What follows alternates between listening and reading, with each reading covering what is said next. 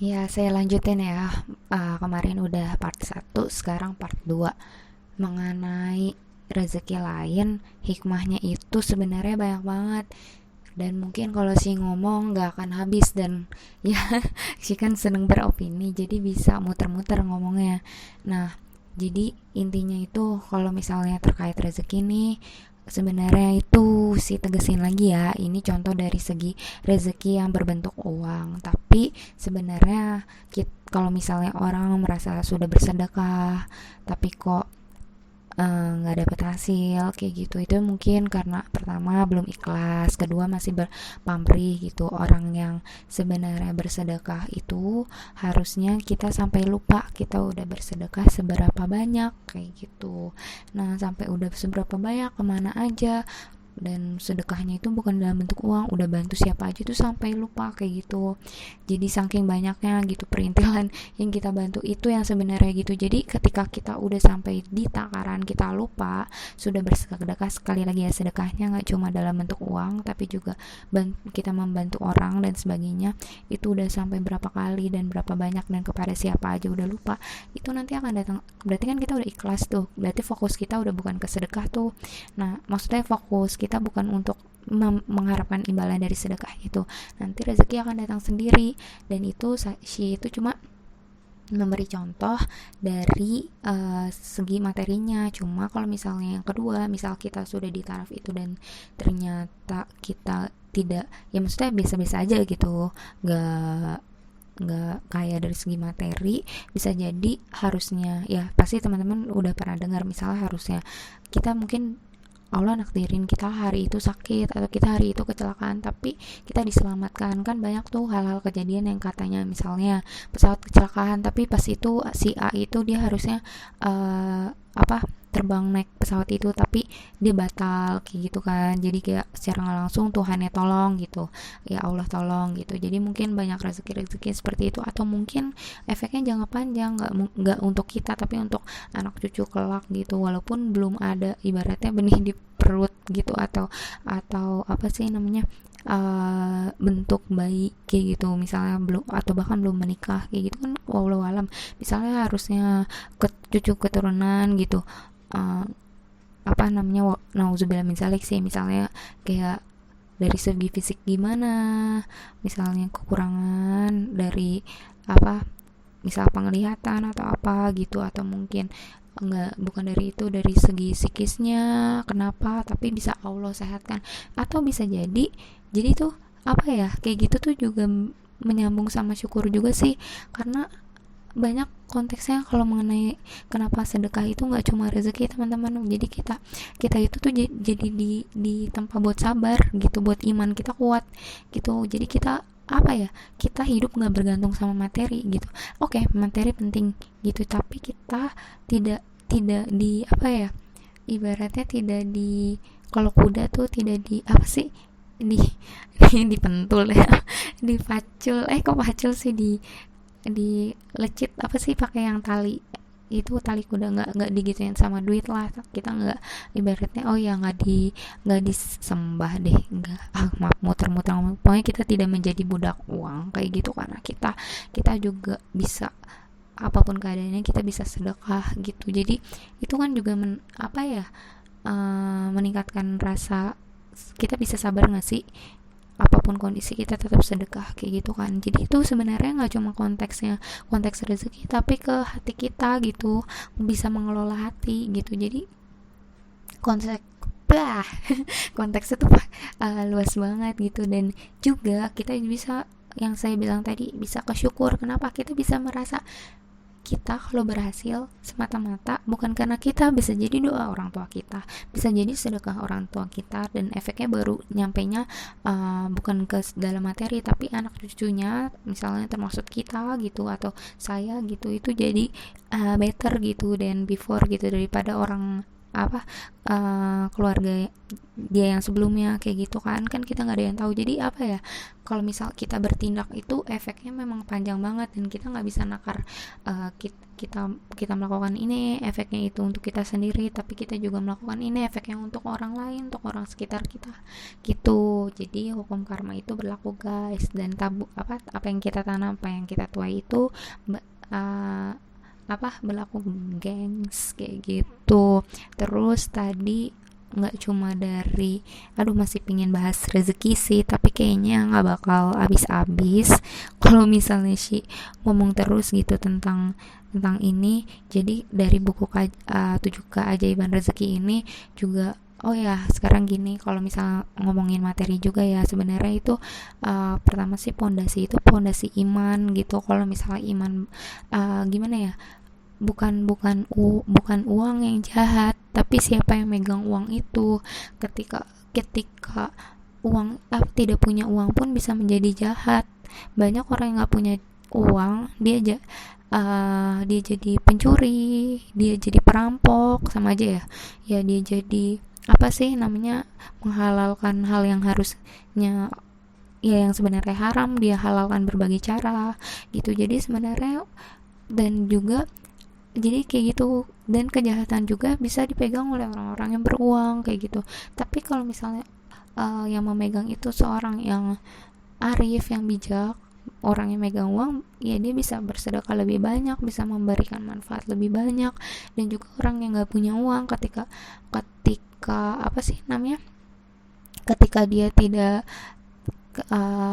punya uang, ketika orang tidak punya uang tapi imannya kuat, siapa yang memegang itu orang yang benar, dia akan belajar artinya teguh dan sabar dan istiqomah kayak gitu. Jadi memang sebenarnya si tangkap sih, misalnya pun emang mengarahkan ke pingin kaya atau pengen materi atau benar-benar berikhtiar ke situ, kita harus gali lagi sih tujuannya apa kayak gitu. Udah masuk ke arti hidup kita nggak, apa kita kuat kayak gitu menanggung resikonya gitu sih, lebih ke situ. Jadi kalau misalnya emang mengharap rezeki dari Allah dan belum siap untuk resiko misalnya punya uang yang besar, ya kita harus yakin rezeki itu nggak cuma soal uang kayak gitu. Jadi punya uang pun banyak, misalnya yang kayak orang tuh yang udah finansial, apa sih, kebebasan finansial tuh, yang dia udah nggak kerja lagi, udah bisa ada uang yang bekerja untuk dia, itu kan kayak dia jadi punya waktu lebih banyak untuk anak-anaknya dan sebagainya gitu kan. Nah ya udah, ini bakal jadi tambah muter-muter ngomongnya langsung aja. Di buku 7 keajaiban rezeki ini bukan cukup banyak bahas tentang sedekah, tapi nggak cuma tentang sedekah, tapi juga gimana caranya kita menciptakan 7 keajaiban rezeki itu.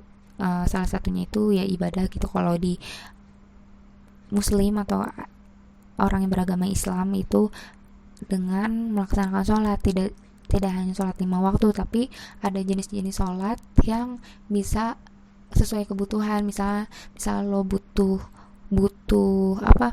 pilihan ya, istihoro, lo butuh ini rezeki dari segi apa, misal sholat duha kayak gitu itu loh. Jadi kayak misalnya mau tobat, mau minta ampun, sholat tobat kayak gitu-gitu. Terus juga selain itu dikisahkan juga di sini kalau misalnya pada kita nggak bisa menampik belajar dari sejarah, ada sejarah juga yang contohnya negara Spanyol itu bisa ketika diperebutkan itu bisa, saya lupa, jadi 180 prajurit bisa melumpuhkan Peru.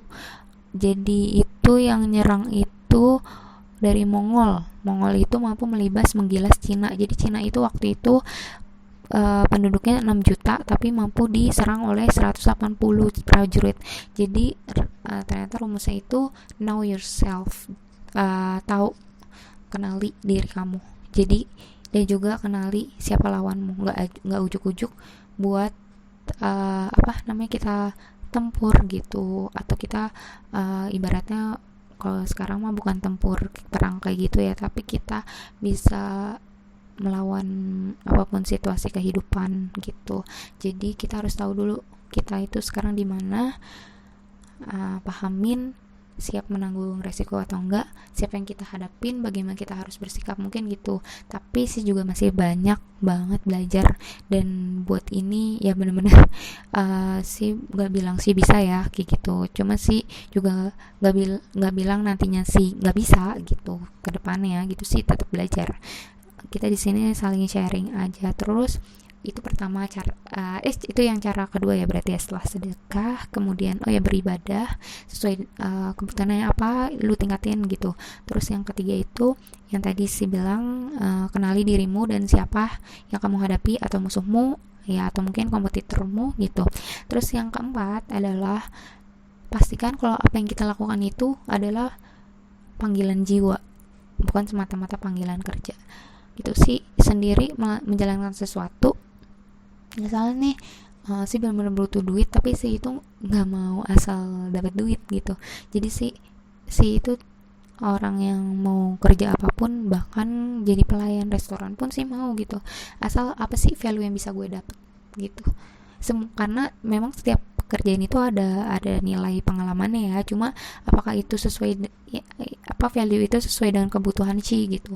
Itu si pasti ambil berapapun gajinya gitu, untuk kan karena sekarang masih bisa idealis lah, di bawah 25, di atas 25 ya nanti dipikirin lagi gitu, tapi sih berharap tetap bisa idealis selama hal itu baik sih gitu. Terus udah mengenali diri lo itu bisa, maksudnya suka apa gitu. Terus di sini kemudian ini katanya sih dari Jepang ya, rumus Jepang. Jadi rumusnya gini, ada 5 pertanyaan yang bisa kamu jawab. Pertama, apakah yang paling Anda minati? Coba ditulis.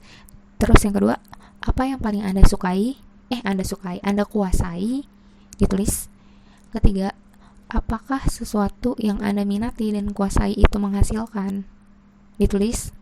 Itu udah ada relate kan, pertanyaan ketiga dengan pertanyaan 1 dan 2 saling berkaitan. Terus pertanyaan keempat adalah ini 4 pertanyaan doang. Apakah sesuatu yang Anda minati dan kuasai itu membahagiakan?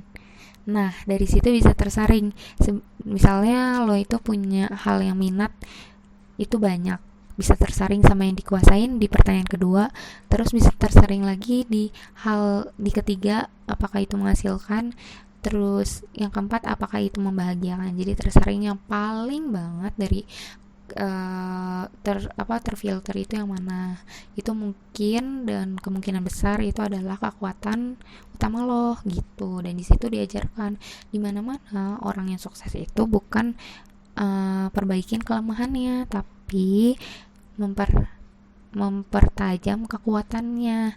Ketika dia udah ada waktu untuk memperbaiki kelemahan, dia memperbaiki kelemahan, tapi yang difokuskan adalah meningkatkan kekuatan dia di segi apa, dia jago di mana, kayak gitu. Itu yang sih lagi lakuin sekarang, dan itu teori dari Jepang dan diajarkan di buku 7 keajaiban rezeki.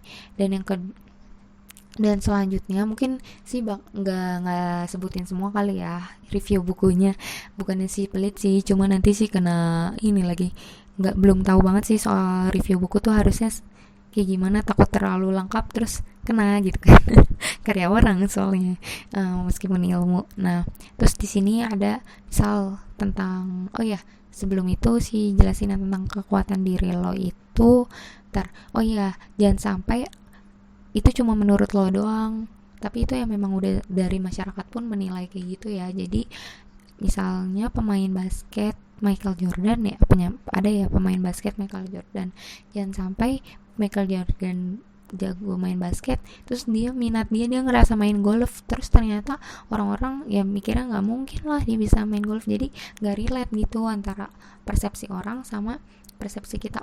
Nih selanjutnya adalah pembeda abadi. Jadi apa sih yang bikin orang tuh terngiang-ngiang sama lo tuh harus punya kata kunci diri lo gitu. Kayak misalnya Tukul Arwana, dia punya ciri khas apa.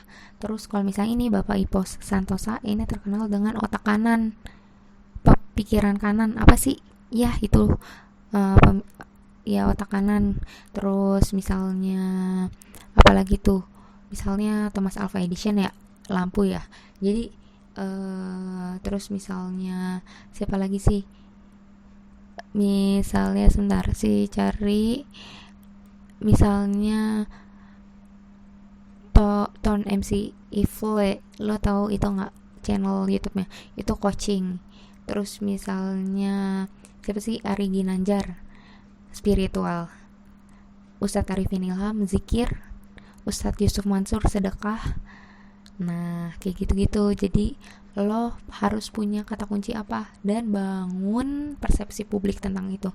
Bukan kita pamer, tapi persepsi publik itu yang bikin kekuatan kita untuk jangka panjang kayak gitu. Dan ketika publik udah relate sama apa yang kita pengen kunci, kata kunci yang kita pengen, kita menjadi apa dan emang kita minat dari 4 poin tadi, itu untuk efek jangka panjang yang akan menaikkan kapasiti diri kita, bobot bibit gitu. Terus udah gitu adalah mungkin itu aja kali ya, nanti bakal banyak banget selanjutnya. Udah mulai ada kepikiran gak sih, oh iya ya, syukur-syukur emang udah tahu. Kalau udah tahu ya udahlah, mungkin jadi biar ingat lagi apa yang pernah dibaca tentang buku ini, atau mungkin yang udah tahu tentang ilmu ini jadi keingat lagi gitu kan ya. Semoga bermanfaat ya. Jangan lupa beli bukunya, buku 7 Keajaiban Rezeki dari Pak Ipo Santosa.